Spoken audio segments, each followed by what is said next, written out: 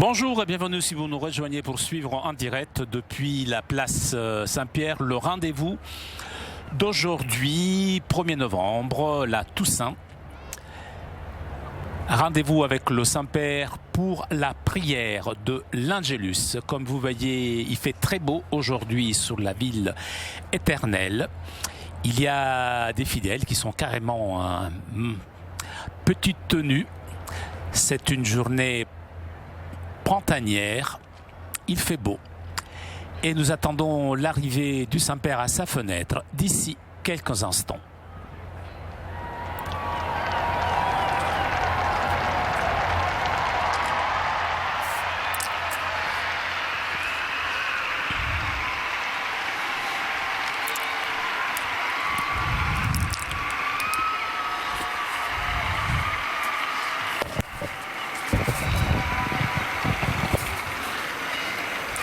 Cari fratelli e sorelle, buongiorno.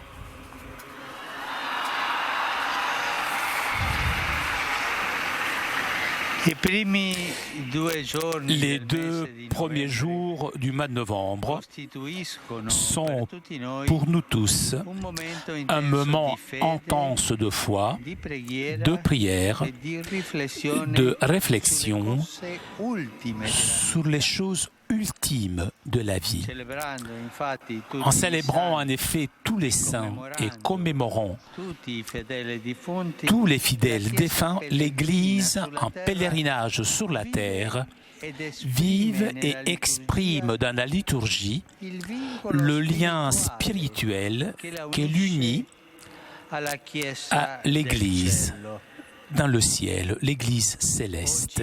Aujourd'hui, nous louons Dieu pour la foule innombrable des saints, hommes, des saints et des saintes de toutes les époques, des hommes et des femmes simples, parfois les derniers pour le monde, mais les premiers pour Dieu. En même temps, nous commémorons déjà nos chers défunts, nous rendons dans les cimetières.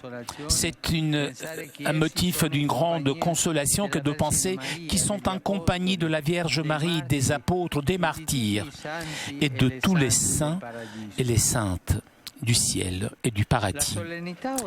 La solennité d'aujourd'hui nous permet donc d'envisager une vérité fondamentale de la foi chrétienne que nous professons dans le credo, la communion des saints. Ça veut dire quoi cela, la communion des saints? Est l'union commune qui naît de la foi et unit tous ceux qui appartiennent au Christ grâce au baptême. Il s'agit d'une union spirituelle et nous tous nous sommes unis. Cette union qui n'est pas rompu, brisé par la mort, mais qui se poursuit dans l'autre vie. En effet, il existe un lien indissoluble entre nous, les vivants dans ce monde, et ceux qui ont franchi le seuil de la mort. Nous, ici sur la terre, avec ceux qui sont rentrés dans l'éternité, eh bien, nous formons une unique et grande famille. Cette famille, cette unité reste, cette belle communion, cette union merveilleuse entre la terre et le ciel se réalise de la façon plus grande et intense dans la liturgie et tout particulièrement dans la célébration de l'Eucharistie qui exprime et réalise l'union la plus profonde entre les membres de l'Église. Dans l'Eucharistie, en effet, nous rencontrons Jésus vivant et sa force, et par lui, nous rentrons en communion avec nos frères dans la foi, ceux qui vivent avec nous ici sur la terre et ceux qui nous sont précédés dans l'autre vie, la vie qui n'a pas de fin. Cette réalité nous comble de joie, nous remplit de joie. C'est beau beau d'avoir tant de frères et sœurs dans la foi qui marchent à nos côtés, qui nous soutiennent avec leur aide et avec nous parcourent le même chemin vers le ciel. Et c'est réconfortant de savoir qu'il existe d'autres frères qui ont déjà atteint le ciel, qui nous attendent et prient pour nous, afin qu'ensemble, nous puissions contempler éternellement le visage glorieux et miséricordieux du Père. Dans la grande assemblée des saints, Dieu a voulu réserver la première place à la mère de Jésus. Marie est au centre de la communion des saints. En tant que gardienne de l'Église, de la rencontre de la famille avec l'Église universelle, avec le Christ. Elle est notre mère. Notre mère. Pour ceux qui veulent suivre Jésus sur le chemin d'Évangile, elle est un guide sûr. Puisqu'elle, c'est la première disciple. Elle est la mère attentive, bienveillante, à qui confier tous les souhaits et toutes les difficultés. Prions ensemble la reine de tous les saints, afin qu'elle nous aide à répondre avec générosité et fidélité à Dieu, qui nous appelle à être saints comme lui, saint. Angelus Domini nunciavit Mariae. Et concepit de Spiritu Sancto. Ave Maria, gratia plena, Dominus tecum, benedicta tui mulieribus et benedictus fructus ventris tui, Iesus.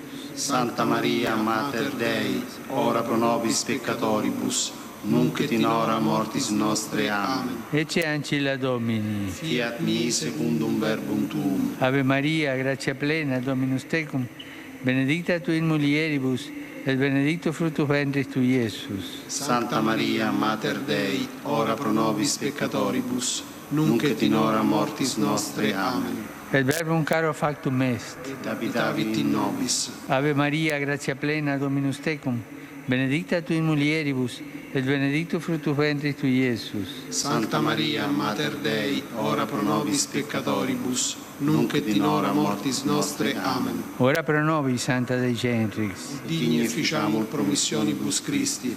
Gratiam Tuam quesumus, Domine, mentibus nostris infunde, ut angelo nuntiante Christi Filii Tui incarnationem coniovimus, per passionem meius et crucem, a resurrectionis gloriam perducamur, per eundem Christum Dominum nostrum. Amen.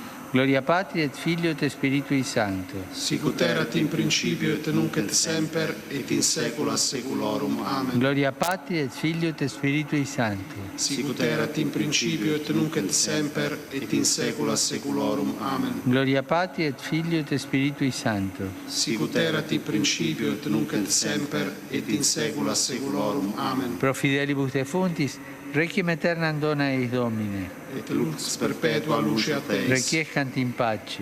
Amen. Sit nomen Domini benedictum. Ex hoc nunc et usque in saeculum. Aiutorium nostrum in nomine Domini. Qui fecit caelum et terram.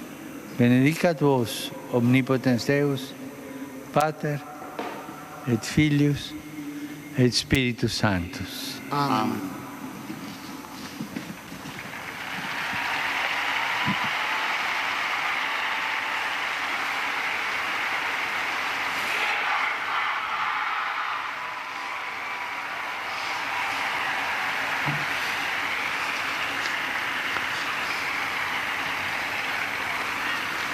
Cari fratelli e sorelle,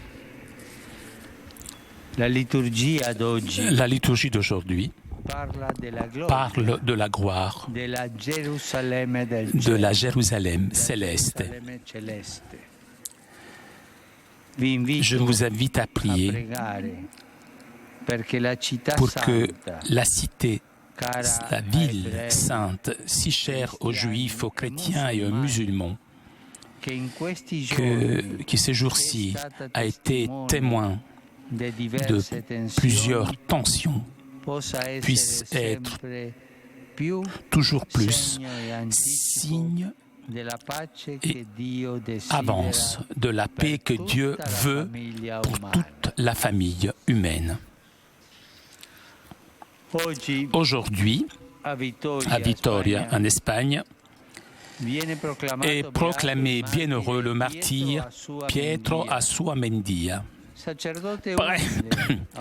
Prêtre humble, austère, il prêcha l'Évangile avec la sainteté de vie, la catéchèse et son dévouement envers les pauvres, les nécessiteux. Il fut arrêté, torturé et tué puisqu'il avait manifesté sa volonté de rester fidèle au Seigneur et à l'Église. Il représente pour nous un exemple mirable de force dans la foi et de témoignage de la charité. Je salue tous les pèlerins venus d'Italie et de différents pays.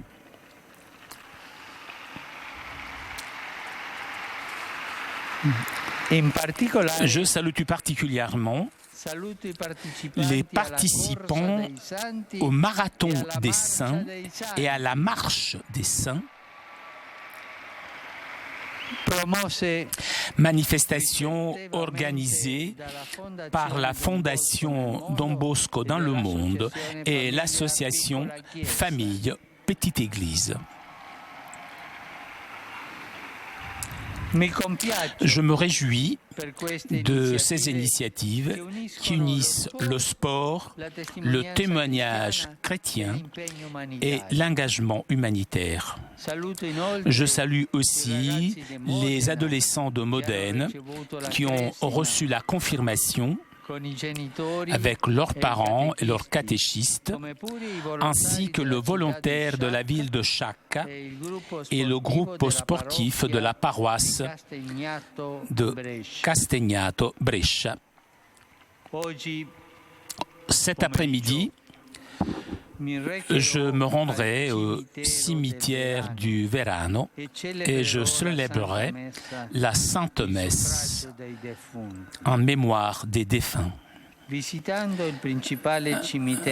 En rendant visite au cimetière le plus important de Rome, je m'unis spirituellement à tous ceux qui se rendent ces jours-ci auprès des tombes de leurs défunts dans les cimetières du monde entier.